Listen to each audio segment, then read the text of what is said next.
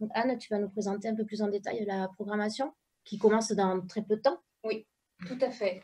Alors, je rejoins Jacques Pédéonta par rapport à la situation actuelle. C'est vrai que le maître mot dans cette situation très singulière que nous vivons, c'est de se dire, ben, on va tout faire pour ouvrir, on va tout faire pour il y ait quelque chose, il y ait de la vie qui se passe à la commanderie de la commande. Donc, il y aura à la fois, comme l'année dernière, une proposition permanente, c'est-à-dire que tous les jours, il y aura possibilité de suivre le parcours sonore et lumineux qui est dans la commanderie, qui est une proposition autour de l'histoire de la commanderie, autour des vignerons, autour du Moyen-Âge, une proposition pour présenter autrement l'histoire de ce lieu. Il y a aussi dans la commanderie un espace que vous pouvez fréquenter dès que la commanderie est ouverte, que nous avons appelé la commanderie au jardin. Et cet espace permet de découvrir aussi les alentours de la commanderie, un jeu de piste pour les enfants, il y aura des jeux aussi médiévaux pour les enfants, un coin lecture pour tout le monde, un endroit où on peut se rafraîchir aussi, installer des transats sous les arbres, faire vraiment de ce lieu un lieu agréable où l'on peut séjourner toute l'après-midi. Et bien sûr, il y aura des animations ponctuelles. Alors, certaines vont être récurrentes, comme par exemple les mardis soirs à la commanderie, où il y a des visites théâtralisées à partir de 20 heures. Donc, ce sont des visites qui sont conduites par une guide conférencière et où moi, en tant que musicienne et comédienne, j'interviens aussi au sein de ces visites pour présenter l'histoire autrement et d'une manière assez originale. Cette année, ces visites pourront être précédées, pour ceux qui le souhaitent, par une dégustation à la Maison des Vins de 18 h à 19 h. Et voilà, ça permettra aussi de découvrir autrement les vins de Jurançon. Ensuite, tous les dimanches, il y aura un jeu historique pour les enfants à partir de 15 h, qui est mené aussi par un guide conférencier. Mais cette visite est présentée d'une manière ludique pour plaire à tous les enfants et les immerger dans la thématique du Moyen-Âge. Les jeudis après-midi, Madame le maire l'a dit, à partir de ce jeudi, il y aura, enfin du jeudi 16, il y aura les jeudis soirs organisés par la Maison des Vins avec leurs concerts. Et là, dans l'immédiat, ce week-end, c'est nos journées d'ouverture. À partir de samedi, il y aura ce que nous appelons les pauses à vivre. Je suis en binôme avec une naturopathe et nous allons aller de jardin en jardin autour de la commanderie et nous allons découvrir les fleurs et les caractéristiques et les propriétés de ces fleurs qui seront en contrepoint avec des textes issus de l'herbier de Colette, des musiques de Debussy, de Honegger. Et voilà, ça c'est pour le samedi à 10 h. Dimanche à 17 h, il y a un petit spectacle itinérant qui s'appelle Medievaland.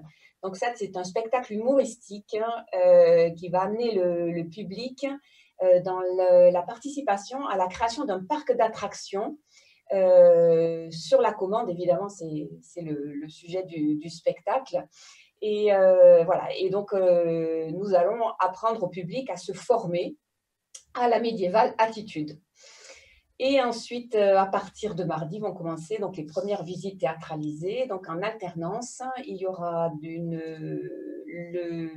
la nouvelle de cette année qui s'appelle Séjour de rêve à la commanderie, ou la commanderie comme si vous y étiez.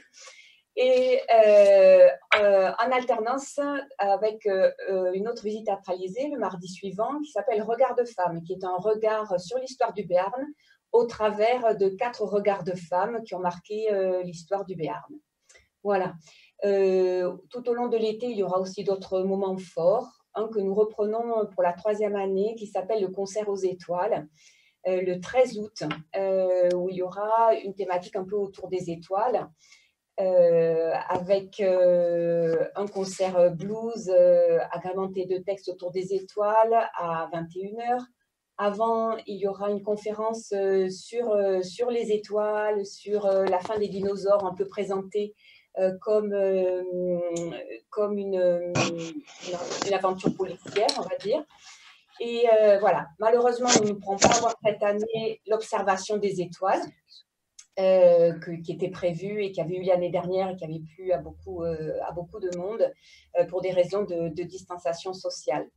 Le lendemain, il y aura aussi un ciné plein air, toujours dans la thématique des étoiles. Donc ça, c'est le 14 août, à partir de 21h, sur la thématique des étoiles, donc avec un très, très joli dessin d'animation qui s'appelle Le Petit Prince, du réalisateur Osborne. Et voilà. Et ensuite, ce sera pour le mois de septembre, avec une belle programmation pour les Journées du patrimoine. Nous inaugurons un concept qui s'appelle « Le spectacle est dans le bus ». Donc, le matin, nous aurons aussi tout un atelier autour des arbres légendaires. En fin d'après-midi, ce bus qui va partir de Pau, qui va amener le public avec un comédien qui commence déjà le spectacle dans le bus. Puis ensuite, le soir, la visite théâtralisée, le bus qui ramène le public ensuite en fin de soirée. Pendant ce temps, il y aura un chœur qui va répéter dans la commanderie de la commande, puisqu'il s'agit de voir ce jour-là le lieu, mais aussi de l'entendre sonner. Ce lieu est un lieu qui a une acoustique absolument extraordinaire. Et le lendemain, il y aura deux petits concerts de cet ensemble. Pour les vacances de la Toussaint, nous inaugurons aussi cette année 2 journées autour des enfants, donc avec des jeux pour eux, une mise à disposition aussi du jardin de la commanderie avec les jeux de piste et des spectacles aussi pour les plus jeunes d'entre eux. Et bien sûr, au mois de décembre, dans le cadre de la Route des Vins, en partenariat avec eux, il y aura ce que nous allons reconduire pour la 2e année, la commanderie en lumière, avec une illumination du bâtiment, des spectacles, possibilité de se restaurer aussi sur place. Et toujours aussi au mois de décembre, un atelier naturopathie et musique et littérature. Là, cette fois-ci, autour de la thématique des pierres. Voilà. Alors, j'ai fait très rapidement, j'espère Aurélie, que j'étais assez concise. Il y a beaucoup de choses, donc voilà. Ce qui est important à retenir, en tout cas, c'est que tous les jours, dès que c'est ouvert, donc en juillet-août, de 14h à 19h, il se passe quelque chose à la commanderie. Et ensuite, vous pouvez consulter le site si vous n'avez pas pris note, et c'est bien normal de tout ce que j'ai dit. Vous pouvez consulter le site pour savoir tout ce qui se passe, les mardis, les jeudis, les dimanches, et ensuite les événements un petit peu plus ponctuels. Voilà, tout est indiqué sur le site.